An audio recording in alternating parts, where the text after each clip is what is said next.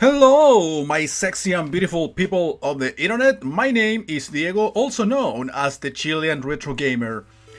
And today I'm bringing you Streets of Rage, the Sega Master System version. According to my list, I was supposed to be playing the Game Gear version to this, but I believe it's essentially the same, and well, the Game Gear actually lowers the resolution even more than this one, so I'm definitely going for the quote-unquote better version, even though I haven't made the comparison myself, but I'm pretty sure they're exactly the same game, which was pretty much the tendency of Game Gear and Master System games. So I'm going to be playing this version. I did actually the Sega Genesis version to this on Channel 2, as also part of the All Laptop Chronicles last year. So if you want to see that instead of this, just go to the other channel and watch the playthrough I did on that. I actually did the Virtual Console version because I owned it at first in there. Alright, let's go play as Axel. Actually, I don't have too much experience with this version, I gotta say. I don't know if this is exactly the same as the Genesis, or this is supposed to be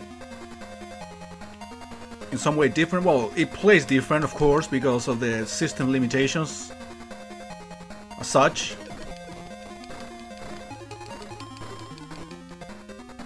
Okay, I'm getting my shit wrecked.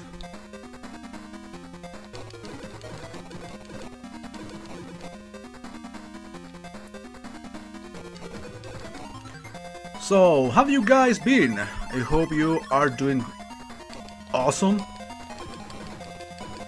I'm doing okay myself, can't complain. Can't say I am at my best either, but hey, sometimes a person is good because he isn't bad.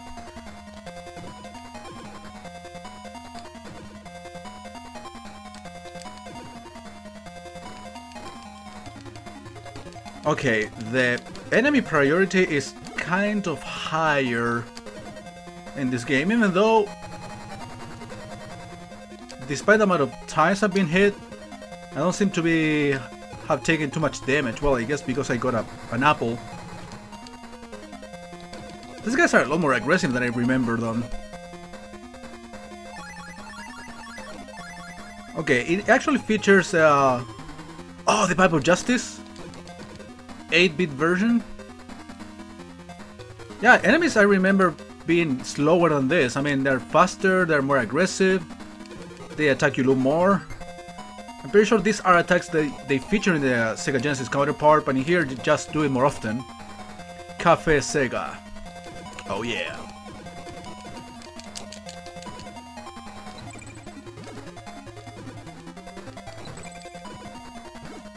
Alright, the apple gives you a lot of health. And I'm still keeping, well, not anymore, the knife.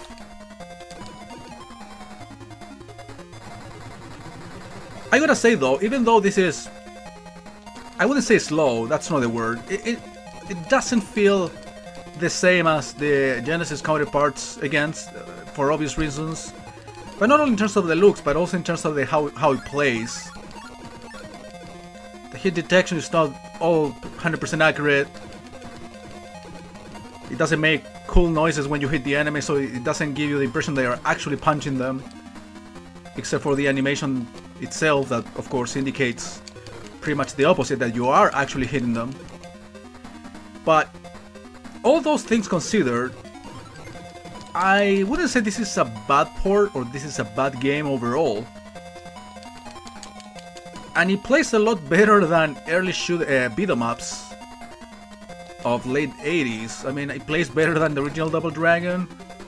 I'm talking about the arcade version because of the massive annoying slowdown.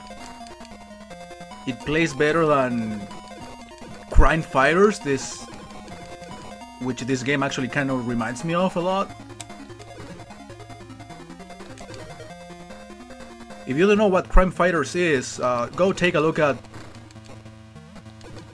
on YouTube or something. Crime Fighters Arcade.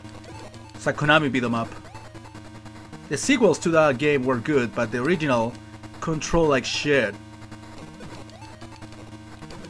And the sprites were as small as this, more or less.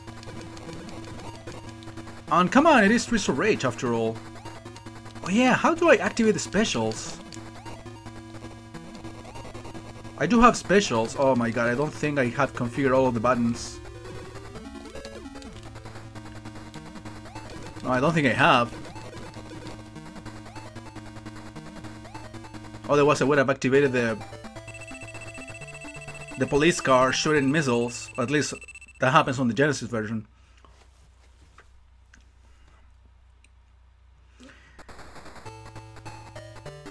Yeah, this is very similar to the Genesis. Again, if you are to choose, definitely go for the Genesis one. But back then, a lot of people just had the Master System, and this was the closest they could get to the game. So again, all in all, this is not a bad 8-bit beat 'em up.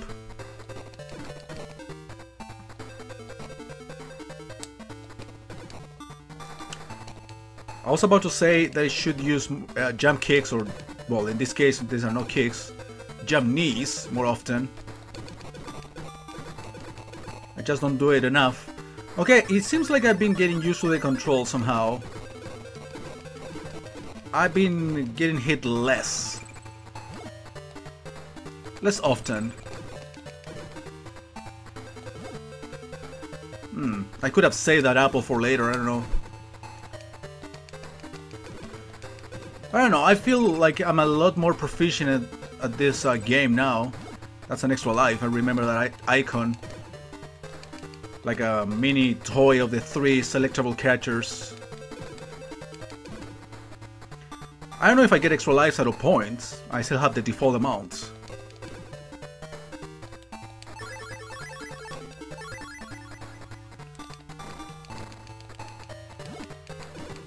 Okay, I'm still keeping the bottle. It's kind of surprising and interesting at the same time.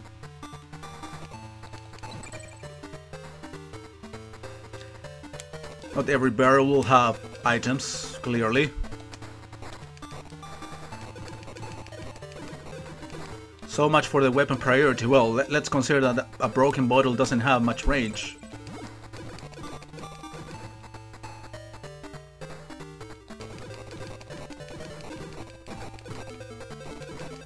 So, depending on how far I go with this game, I'm not entirely sure if this is going to be the last game I'm doing for the All Laptop Chronicles.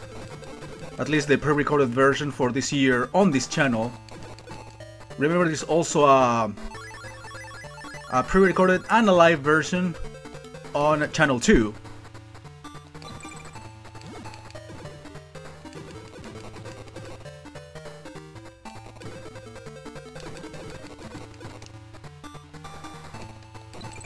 So far so good, I guess. I'm saving that. I mean, probably gonna make it disappear from the screen, but dude, I gotta say, the more I play this, the more I enjoy it. Probably, again, because I'm getting proficient at it. Or getting used. Proficiency is actually kind of way too much.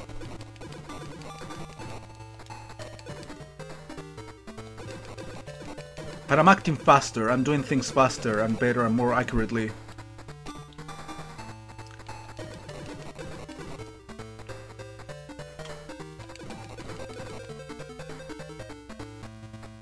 Oh, the boss already, okay. Oh, I was doing like the punch backwards. How do I do the special, dude?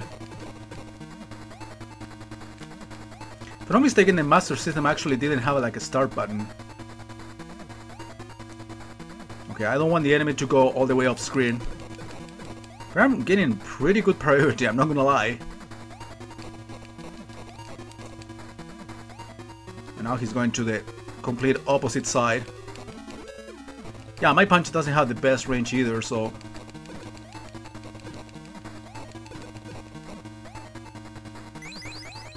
Wow, that was it! And I did get an extra life out of points.